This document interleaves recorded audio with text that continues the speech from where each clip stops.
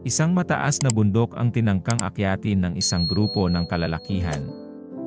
Ngunit sa proseso ng kanilang pag-akyat, isang pagguho ng yelo ang naganap at marami sa kanila ang nasalanta at namatay.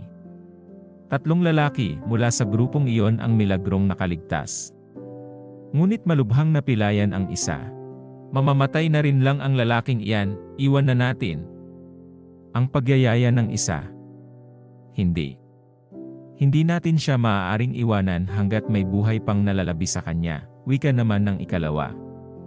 At anong gagawin mo? Bubuhatin ang lalaking iyan hanggang sa makababa tayo. Isa kang baliw. Ang sagot naman ng unang lalaki, mas hindi ko makakayang iwan siya rito, ang tugon lamang nito. Kaya't nagpa siyang mauna na nga ang lalaking iyon at iniwan ang dalawa. Samantala, buong pagtitiyaga ngang binuhat ng lalaki ang sugatan. Isinakay niya ito sa kanyang likuran, at yumakap naman sa kanya ang lalaki upang hindi mahulog.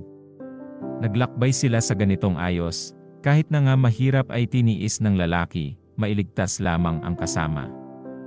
Makalipas ang 2 araw ng paglalakbay, laking gulat ng 2 lalaki nang madaanan ang isang bangkay. Bangkay yon ng lalaking nagpatiuna sa kanila. Ano ang nangyari? Tanong ng napilayang lalaki sa kasama.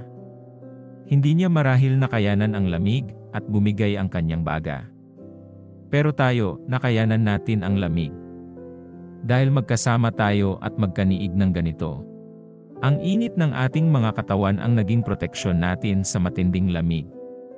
Isang mahalagang aral ang natutunan nila habang bumababa na sila ng bundok tungo sa kaligtasan. Na ang pagmamahal sa kapwa ay parating may magandang kinahihinatnan kaysa sa mga nang iiwan. Ano ang aral sa kwentong ito? Mensahe sa pabulang ito, mahalin mo ang iyong kapwa gaya ng pagmamahal sa iyong sarili.